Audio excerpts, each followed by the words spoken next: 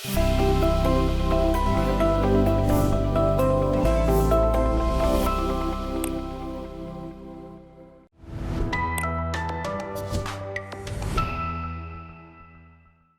है आपका आज के एपिसोड में। सबसे पहले देखते हैं पिछले अभ्यास प्रश्न को। यदा कदा समाचारों में आने वाले ओपनिंग डोर टू इंडिया नीति किस देश से संबंधित है? विकल्प ए संयुक्त राज्य अमेरिका, विकल्प बी यूनाइटेड किंगडम, विकल्प सी न्यूजीलैंड या विकल्प डी जापान। तो इसका सही जवाब है विकल्प सी। भारत और न्यूजीलैंड दोनों पक्ष न्यूजीलैंड की ओपनिंग डोर टू इंडिया की नीति के अनुसार एक संतुलित, महत्वाकांक्षी और पारस्परिक रूप से लाभकारी व्यापार समझौते के लिए वार्ता शुरू करने पर सहमत हुए। न्यूजीलैंड ने इस नीति में भारत को प्राथमिकता वाले देश के रूप में नामित किया, जिसे पहली बार अक्टूबर 2011 में पेश किया गया था और वर्ष 2015 में इसकी पुनः पुष्टि की गई। इसके अतिरिक्त वर्ष 2011 में न्यूजीलैंड ने NZ इंक इंडिया रणनीति शुरू की, जिसका उद्देश्य भारत के साथ व्यापार, आर्थिक और राजनीतिक संबंधों को सुदृढ़ करना था। अभ्यास वरुण 2025 निम्नलिखित में से किन देशों के बीच आयोजित किया जाता है? विकल्प ए भारत फ्रांस, विकल्प बी भारत संयुक्त राज्य अमेरिका, विकल्प सी भारत इंडोनेशिया, विकल्प डी भारत नेपाल। तो इसका सही जवाब है विकल्प ए यानी भारत फ्रांस। भारतीय और फ्रांसीसी नौसेनाएं अरब सागर में वार्षिक द्विपक्षीय नौसैनिक अभ्यास वरुण 2025 के 23वें संस्करण की शुरुआत करने के लिए तैयार हैं। इसमें विमानवाहक पोत INS विक्रांत भारत की तरफ से और चार्ल्स डी गॉल फ्रांस के साथ साथ लड़ाकू विमान, विध्वंसक फ्रिगेट और एक भारतीय स्कॉर्पियन श्रेणी की पनडुब्बी शामिल होगी। यह पहली बार वर्ष 2001 में आयोजित किया गया था और इसका उद्देश्य अंतर संचालन और परिचालन तालमेल को बढ़ाना है, अतः विकल्प ए सही है। गेहूं के संबंध में निम्नलिखित कथनों पर विचार करें। पहला, गेहूं एक रबी फसल है जिसे परिपक्वन के समय शीत जलवायु और तीव्र सूर्य प्रकाश की आवश्यकता होती है। दूसरा, भारत विश्व का सबसे बड़ा गेहूं उत्पादक है।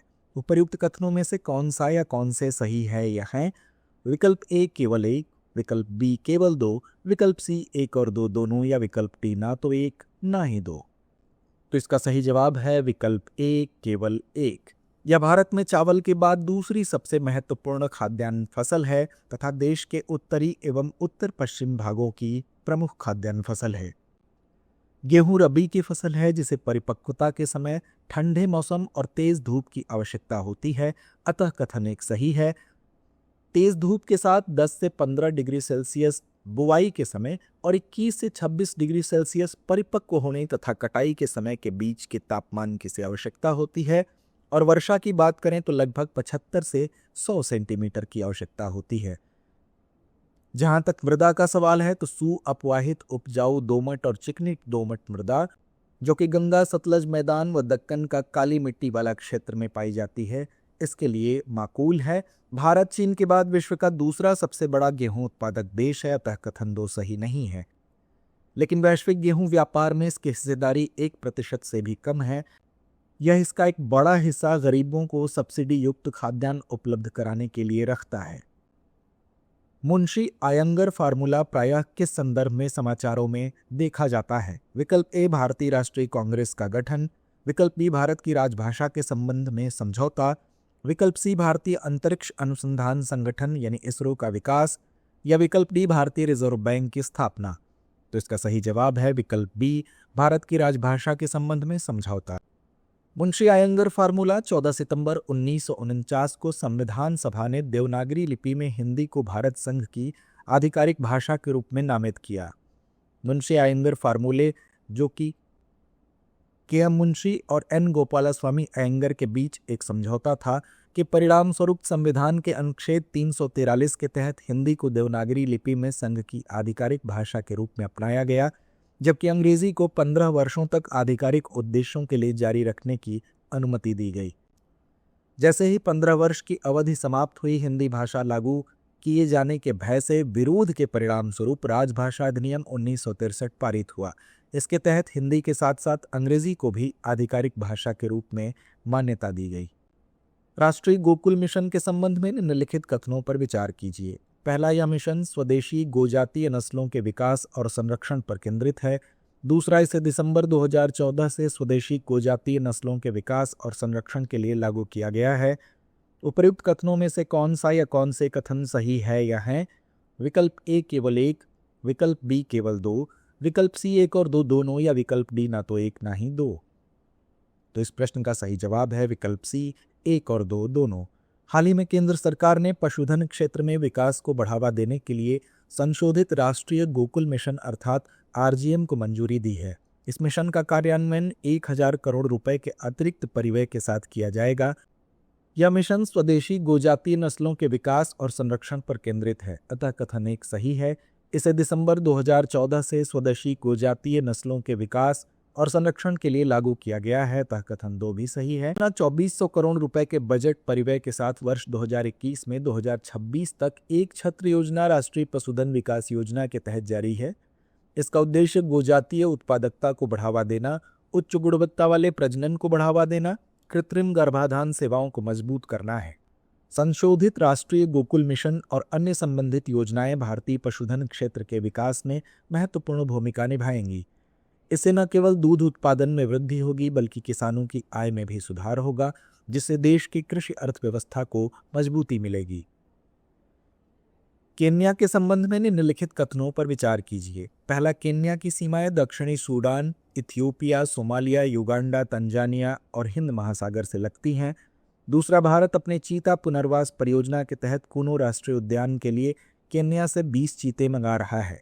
उपर्युक्त में से कौन सा या कौन से कथन सही है या हैं? विकल्प ए केवल एक, विकल्प बी केवल दो, विकल्प सी एक और दो दोनों, या विकल्प डी ना तो एक ना ही दो। तो इसका सही जवाब है विकल्प ए केवल एक। केन्या भूमध्य रेखीय और पूर्वी अफ्रीकी देश की सीमा दक्षिणी Sudan, Ethiopia, Somalia, Uganda, Tanzania और हिंद महासागर से लगती है, अतः कथन एक सही है। दादाब शरणार्थी परिसर सोमालिया के गृहयुद्ध से आए शरणार्थियों को आश्रय देने वाले सबसे बड़े शिविरों में से एक है। प्रमुख झीलें तुर्काना झील, विक्टोरिया झील, केन्या, तंजानिया और युगांडा का साझा स्वामित्व आदि।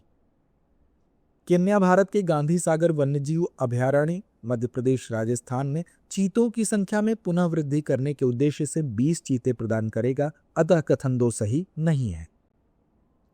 निम्नलिखित में से कौन वैश्विक जलवायु रिपोर्ट जारी करता है? विकल्प ए संयुक्त राष्ट्र पर्यावरण कार्यक्रम, विकल्प बी विश्व स्वास्थ्य संगठन, विकल्प सी विश्व मौसम विज्ञान संगठन, या विकल्प डी जलवायु परिवर्तन पर अंतर सरकारी पैनल। तो इसका सही जवाब है विकल्प सी विश्व मौसम विज्ञान संगठन। वैश्विक जलवायु स्थिति रिपोर्ट विश्व मौसम विज्ञान संगठन यानी WMO द्वारा जारी किए जाने वाली एक वार्षिक रिपोर्ट है। यह संयुक्त राष्ट्र की एक विशेष एजेंसी है जिसका कार्यक्षेत्र मौसम, जलवायु और जल संसाधन है। वैश्विक जलवायु स्थिति रिपोर्ट 2024 के अनुसार भूमंडलीय तापक्रम वृद्धि पेरिस समझौते की निर्धारित सीमा 1.5 डिग्री सेल्सियस के निकट है, अतः विकल्प सी सही है। क्रू ड्रैगन के संबंध में निम्नलिखित कथनों पर विचार कीजिए। Crew dragon Japan aerospace exploration agency यानी जाक्सा के हायाबुसा 2 अंतरिक्ष यान का एक प्रकार है। दूसरा, सुनीता विलियम्स और बुच विल्मोर अंतर्राष्ट्रीय अंतरिक्ष स्टेशन से क्रू ड्रैगन अंतरिक्ष यान फ्रीडम पर सवार होकर पृथ्वी पर वापस आए। उपर्युक्त कथनों में से कौन सा या कौन से सही है या हैं? विकल्प ए केवल एक, विकल्प बी केवल दो, विकल्प सी एक और दो दोनों, या विकल्प डी ना तो एक ना ही दो। तो इसका सही जवाब है विकल्प बी केवल दो। स्पेसएक्स के ड्रैगन 2 स्पेसक्राफ्ट के 2 संस्करणों में से एक क्रू ड्रैगन को फाल्कन 9 रॉकेट पर प्रक्षेपित किया गया है और इसमें पुनः प्रयोज्य कैप्सूल है, अतः कथन एक सही नहीं है। जाक्सा द्वारा विकसित अंतरिक्ष यान हायाबुसा 2 एक क्षुद्र ग्रह नमूना वापसी मिशन है जिसने क्षुद्र ग्रह रयूबू का अन्वेषण किया। नासा के स्पेस एक्स क्रू 9 मिशन ने विलियम्स और विल्मोर को फ्रीडम नामक क्रू ड्रैगन अंतरिक्ष यान पर सवार होकर ISS से वापस लाया, अतः कथन 2 सही है। किलफिश के संबंध में निम्नलिखित कथनों पर विचार कीजिए। पहला, यह वन में पाई गई पहली ज्ञात स्थानिक किलफिश है जो केन्या के गुंगुनी वन में खोजी गई है, जो लगभग 7.09 मिलियन वर्ष प्राचीन है। दूसरा, इसे IUCN रेड लिस्ट के अंतर्गत गंभीर रूप से संकटापन्न के रूप में वर्गीकृत किया गया है तथा यह केन्या में स्थानिक है। उपर्युक्त कथनों में से कौन सा या कौन से सही है या हैं? विकल्प ए केवल एक, विकल्प बी केवल दो, विकल्प सी 1 और 2 दोनों, या विकल्प डी ना तो एक ना ही। तो इसका सही जवाब है विकल्प सी 1 और 2 दोनों। केन्या के गिंगोनी वन 7.09 बिलियन वर्ष प्राचीन में किलफिश की एक नई प्रजाति की खोज की गई है। यह वन में पाई गई पहली ज्ञात स्थानिक किलफिश है, अतः कथन एक सही है।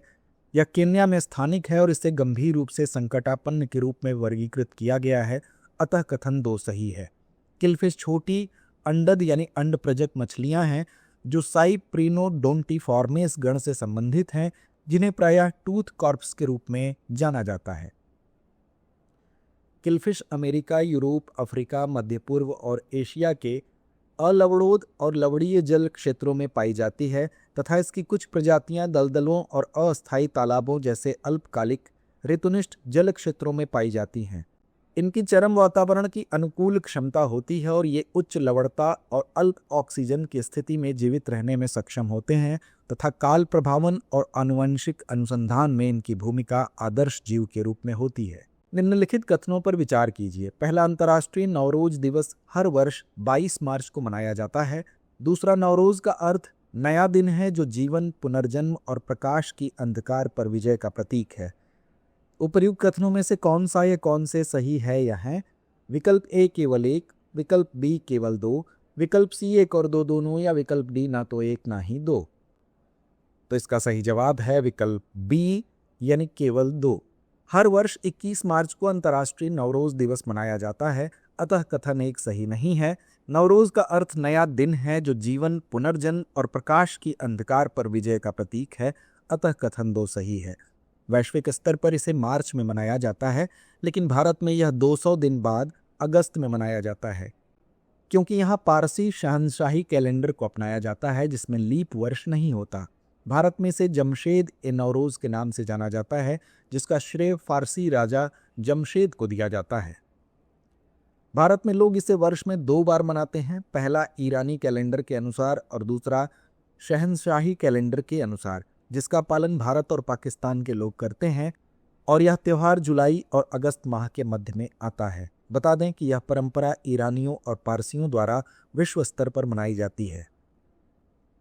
तो आइए अंत में नोट करते हैं आज का अभ्यास प्रश्न। गोल्डन क्रिसेंट और गोल्डन ट्राइंगल पद प्रायः किस संदर्भ में समाचारों में देखे जाते हैं? विकल्प ए मादक द्रव्य तस्करी, विकल्प बी प्राकृतिक आपदाएं, विकल्प सी अंतरिक्ष अन्वेषण, या विकल्प डी आर्थिक विकास। तो इस प्रश्न का जवाब कमेंट बॉक्स में देना ना भूलें। धन्यवाद। डियर व्यूअर्स, अपने एग्जाम की तैयारी को और बेहतर करने के लिए हमारे चैनल को लाइक, शेयर और सब्सक्राइब करना न भूलें।